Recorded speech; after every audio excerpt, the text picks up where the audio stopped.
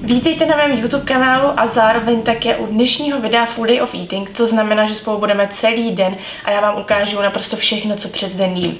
Kdo mě sledujete na Instagramu, tak asi víte, že se nacházím v nabírací fázi, což znamená, že se snažím nabrat co nejvíce svalu a ne už tolik toho tuku. Každopádně aktuálně přijímám cirka 2400 až 2700 kalorií. Dneska, jelikož je rest day a mám tady volno od tréninku, tak to vychází na nějakých 2420 a já se budu snažit vám ukázat všechny má jídla.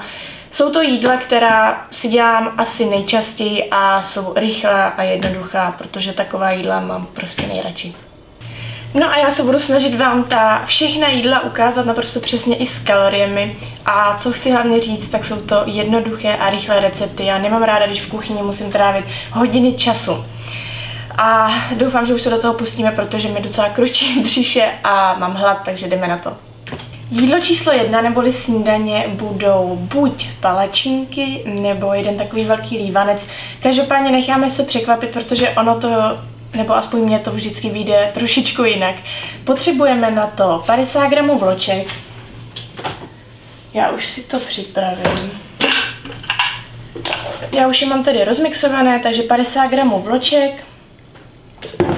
Potom 70 gramů banánu.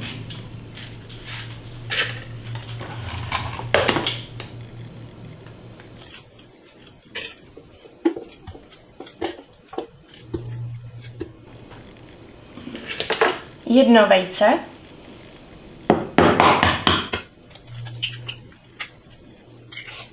Nezapomeňte si pustit pánev, aby už byla rozehřátá, než to tam dáme. A ještě přidáme trošku vody.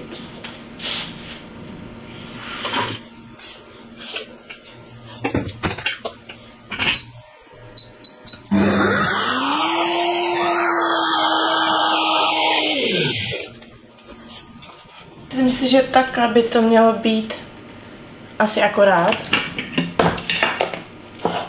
Sranda přichází. A radši po to ještě dávám trošku kokosového oleje.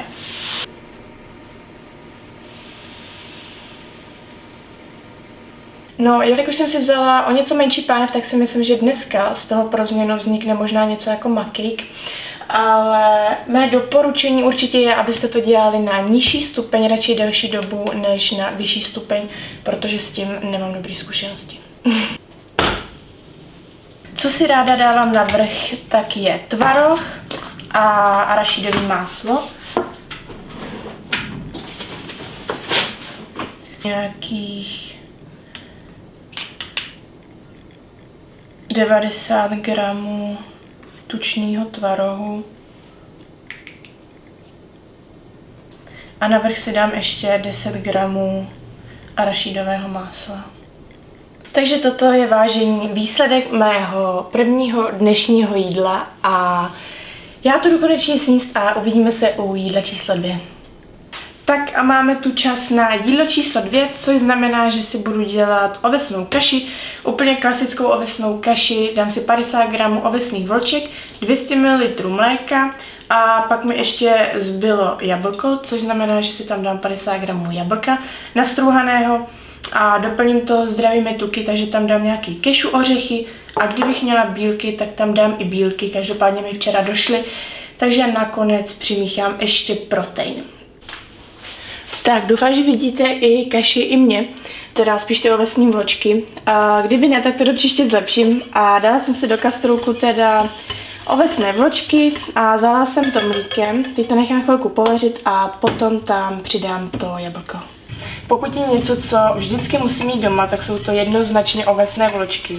A to už jen z důvodu, že mají spoustu vitamínů, minerálů, antioxidantů a jednoduše jsou velmi prospěšné pro naše zdraví, tak ale i z toho důvodu, že se z nich dá dělat stovky a stovky různých receptů. Já sice dělám dohromady tak 2-3 stále dokola, ale kdo chce a najde si na to ten čas, tak si myslím, že se z toho dá vykouzet opravdu spoustu zajímavých receptů a zároveň i dobře chutnají. No, myslím si, že už bych tam mohla asi vmíchat to jablko.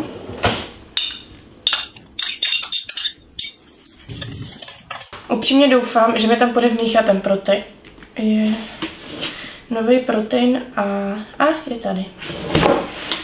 Že mi tam bude vmíchat ten protein, protože to byl trošku experiment s tím jabkem. Tam dám asi přesně 10 gramů. 10 gramů proteinu. Bílá čokoláda. Můj teď druhý nejoblíbenější. Zkusím to zamíchat. Jo, vypadá to dobře. Takže experiment se povedl. Už tam dám jenom kešu a je to hotové.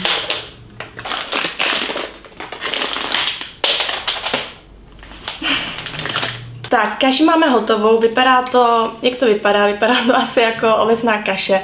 Není to nic extra, ale je to rychlý, je to jednoduchý, zdravý a zároveň to splňuje všechno, co potřebuji. Takže já jsem moc spokojená a uvidíme se u jídla číslo 3. A jídlo číslo 3 nemůže být nic jiného než takové to typické fitness jídlo, a to kuře s rýží. Každopádně já jsem si k tomu už nakrájela různé druhy zeleniny, mám tady nějaké omáčky, rýže se mi už vaří, takže teď už si nakrájím jenom maso na nudličky a můžeme se do toho pustit.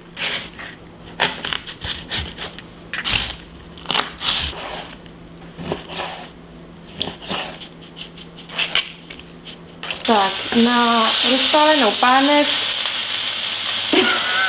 pánev jsem si dala tedy 120 gramů kuřecích prsou, dělám to na trošce oleje a přidám k tomu teď i cibuli. A co se týče toho masa, tak já se snažím střídat jak kuřecí, tak i hovězí, vepřový i různé ryby, protože pro tělo je to samozřejmě lepší mít takto rozmanitou stravu. Papriku, trochu sojové omáčky a ústřicové. Přidám trochu vody. Tak, já mám tady hotovo a dala jsem si tedy 120 gramů kuřecích prsou. K tomu jsem si teď navážila 170 gramů uvařené rýže a k tomu si ještě dám olivový olej. Nějakých 15 ml. A to je vše. Tak, to by bylo jídlo číslo 3. A ještě mě napadlo, jak jsem mluvila o tom mase, tak úplně stejný je to se zeleninou a ovocem, protože každá barva má jiné fytochemikálie, o trošku jiné složení a jiný vliv na naše zdraví. To znamená, že i tam je určitě dobré ty barvy střídat.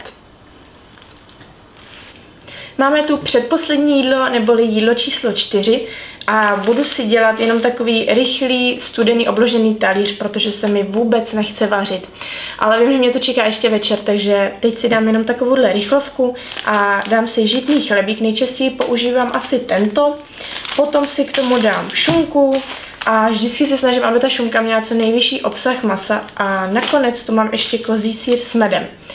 A ještě jsem si k tomu chtěla dát maliny. Mandle jsem chtěla říct. Maliny, já už jsem asi unavená. Mandle nemůžu najít, takže si k tomu dám vlašské ořechy, což si myslím, že se vlastně k tomu kozímu sýru docela dobře hodí. A abych nezapomněla, tak jsem tady objevila ještě nějakou bylinkovou limonádu, kterou jsem si včera koupila a připadala mi docela fajn. Je to malina, bazálka, citron a jablko, takže tu si k tomu dám taky. Takže co tady máme? Dala jsem si žitný chléb 100 gramů, bylinkovou limonádu, to je půl litr, kozí sýr 20 gramů, šunka 43 gramů a 14 gramů vlašských ořechů, což nám dohromady dává nějakých 544 kalorií, 19 gramů bílkovin. 19 gramů bílkovin je pro mě takový na hraně, takže si ještě potom dám trochu řeckého jogurtu, který mi trochu navýší ty bílkoviny, ale jinak si myslím, že je to super rychlá a chutná svačina. Na tohohle chudáka tedy nezbyl kozí sýr, takže ten je tady jako takhle sendvič a já se na vás budu moc těšit u posledního jídla.